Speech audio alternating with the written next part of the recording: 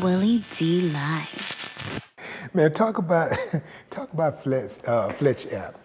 Man, that one ended in about 2021. It's a software business that I created that took me around the world. You know, the funny thing is that I thought I was about to be Black Mark Zuckerberg.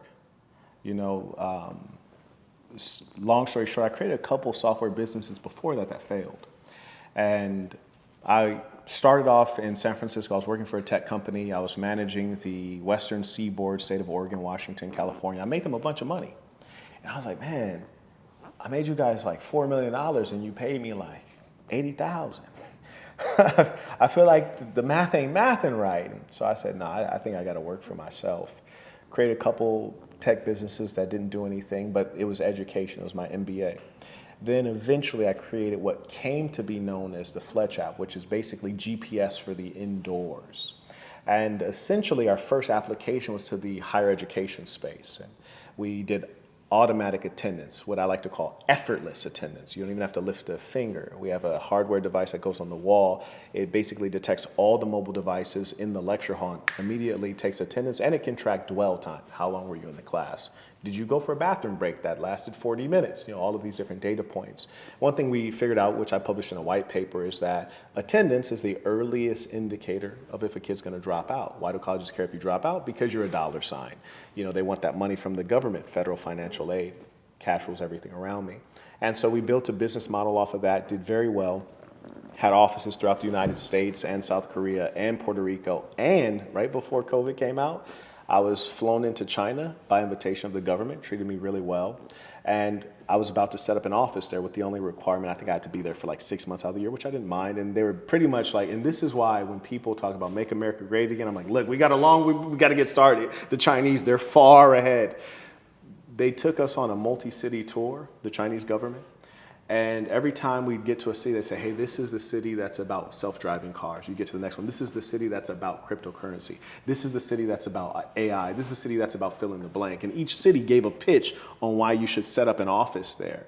And they would basically tell you, hey, just let us know what you want. You need a factory. You want your apartment in your office. You want a gym there. Just let us know and we'll design it. And you can also bring in 2 employees, a part of their Belt and Road initiative to center intellectual capital in China. So we got there, we got the paperwork drawn up to do a deal. Then I came back. At the time I was living in Las Vegas, and I came back, and I remember I was sick as a dog when I got back, and I almost never get sick.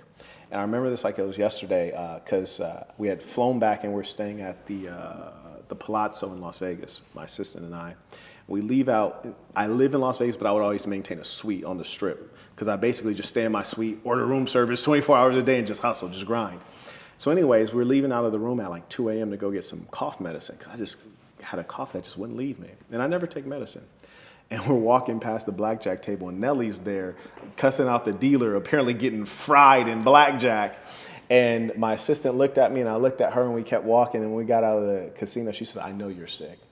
I was like, why is that? She was like, because I know if you were not dog sick, just to sit there and talk crazy at the table with Nelly, you'd have went and got $100,000 and sat down and just played all night just for fun. Because I'm just a wild cat.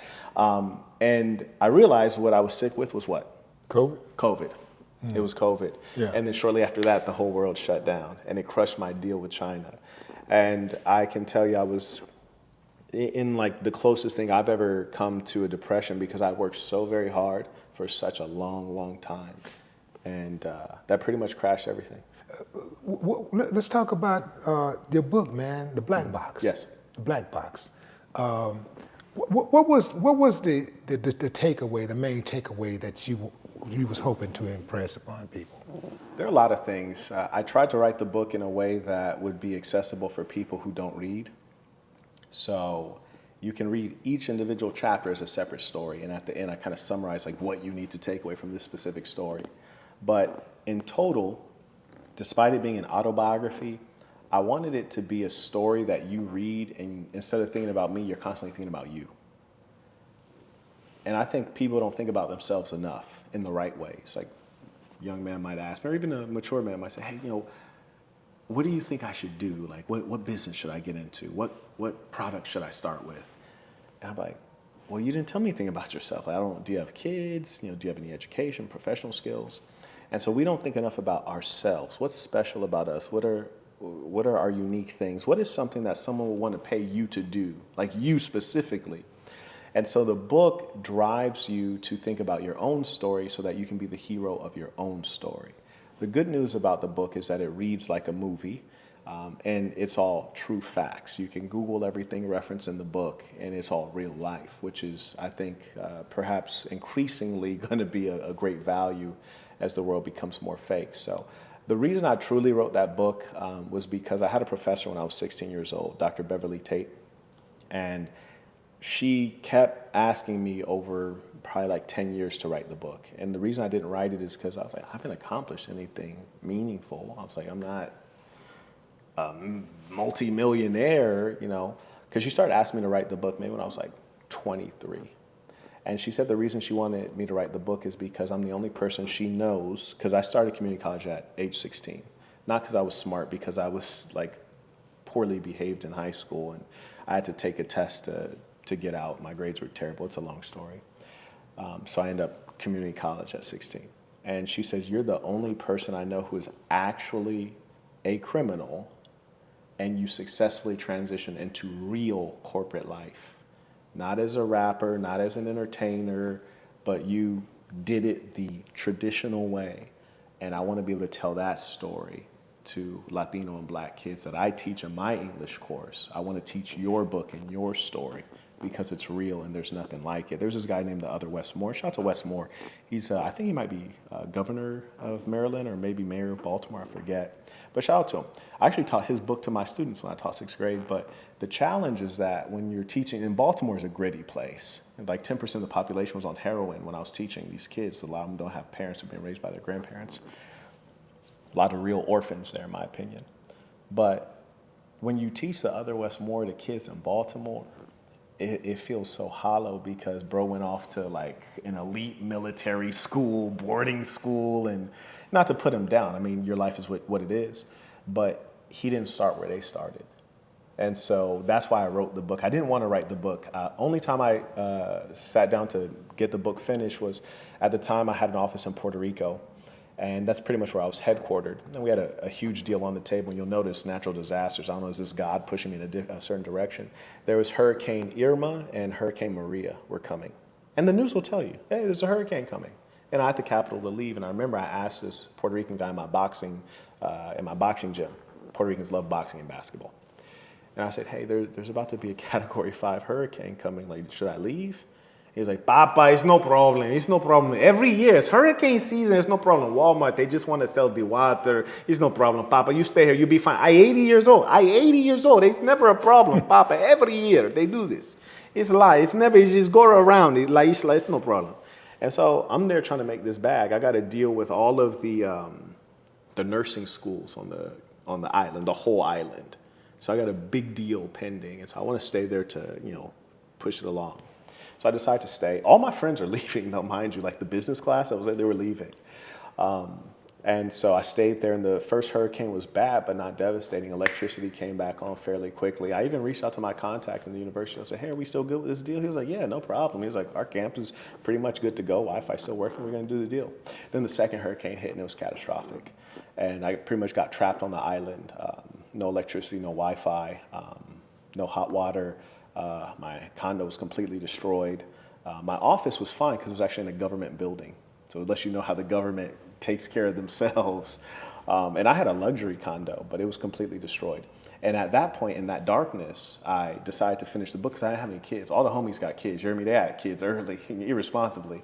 And I did the responsible Black guy thing, which turns out Pookie is a genius. We could talk about that another time. But I didn't have any kids. I didn't really have anything to leave. And I was like, damn, like God tried to kill your boy 2 times in a row. I might not make it. We don't know what's going to happen. Let me finish this book and just like leave something of me and my experience here on earth. So that's what I wrote at that time. And it was similar to my experience as a teacher. I wanted to create something that would make people's path easier. That's why I became a teacher in Baltimore, because I figured out that education was the only reason I got up out of the situation I was in. Nothing else helped me out of there. And what made you get up out of there in 2 years? Out of where? Out of Baltimore, because you got out of there in 2 years, right? Listen, you was like, I done my time. Listen, I stopped teaching in 2 years. I actually stayed there because while I was teaching full time and taking a master's full time, I actually founded a nonprofit that basically gave wraparound services for Black families. And then I was recruited to work at a nonprofit based at Johns Hopkins Medical. So I did stay in Baltimore longer than that. But the reason I got out of teaching is because it was the most soul-destroying experience I'd ever had in my entire life. My good fortune is that I've always been a winner. That's all I know is winning. I don't know anything else. And when it all is on me, I'm a win. But when you're a teacher, your W comes from the kids performing. And I made them perform. And they did perform. But it almost killed me. You know, Probably literally. Yeah, it was making me physically Yeah. sick. A person who's been healthy their entire life is making me physically sick. And in my book, I write about It some was of the these stories. hardships, I'm sorry to interrupt, but it was those hardships from the kids. It was seeing what they were suffering and the fact that it seemed like nobody cared. Yeah. I mean, like nobody. Not their parents, not the school, not the government. You know, I would walk to school early, it would be snowing. Make the kids sit outside. I had to argue with them to let the kids sit outside. Like, you got kids sitting in snow. Like, it's like nobody cared. It's like so hard to deal with that. Like, I had people that cared about me. Even my mom on drugs still cared about me. We got kids where nobody cared. Like, that's not a hyperbole. I had one kid told me, because when I would come early to school, like I'm the reason they opened up the school early. I got there first. The security had to come early because I came that early, even though they were supposed to already be there that early. And there's this one kid that comes super early. And I'm like, bruh, why do you come so early to school? And this is a bad kid, right? Like, you don't want to be at school. Why do you come so early? He said, because I have to wake up and leave the house before my mom's girlfriend wakes up because she beats me. I said, why she beat you? He was like, just because. So I wake up before she wakes up and I leave so I don't get beat by her. And it's like you hear so many of those stories and you realize, like, bruh, no one cares about these Black children. Nobody. Not the people who had them, not the people at the schools, not the churches that they walk by, not the government that we pay taxes to. No one cares. And these kids, when they grow up with this amount of pain, they're going to hurt themselves and they're going to hurt other people. I know it. And I'm not a believer in like trauma, to be honest with you. Like I theoretically had a hard life, but I don't call that trauma. Like I call that life. You hear me? Like life is gonna have challenges. That's not trauma, that's life. But what these kids were going through, that was trauma. What I went through, that was life. What these kids were going through, I was trauma. There's one little girl, and I write about this in my book. I'm not gonna say her name. But remember, I taught 6th grade. These are like 11-year-olds, 12-year-olds. This girl was found in like one of the hallways dealing with multiple boys in a physical situation. And it's like, wow, that's so advanced. You're only 11, 12-year-old female. And I know, and this girl was a foster child. And I know that it's like something you're seeking that you cannot get. And this is the closest you can get to like human connection and value and feeling needed and wanted. And, you know, that kind of stuff tear you up. Because you see the little girl in your classroom and she seems like a good kid, and then you hear about this happening and you wish you could help, but you know you can't help. I just teach history. You hear me? Like I teach history and English. Like I can't help you with these deep issues you have. The fact that you have no one at home, you came to school on an empty stomach, you're probably being abused by God knows how many people, and it just tears your soul out. And you know that no matter how well you teach English or social studies, it's going to have no real impact on the things that are critical in their lives. Mm-hmm. I wish I'd have never done it, to be honest with you. Like, if I could undo, like, and not do that, I would not do that.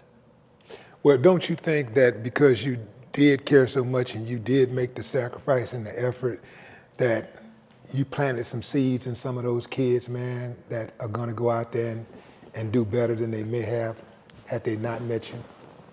I don't know. I get a lot of DMs from kids. Hey, Mr. Burton, like, I saw you on TikTok. I didn't even know that. I was like, that's my teacher.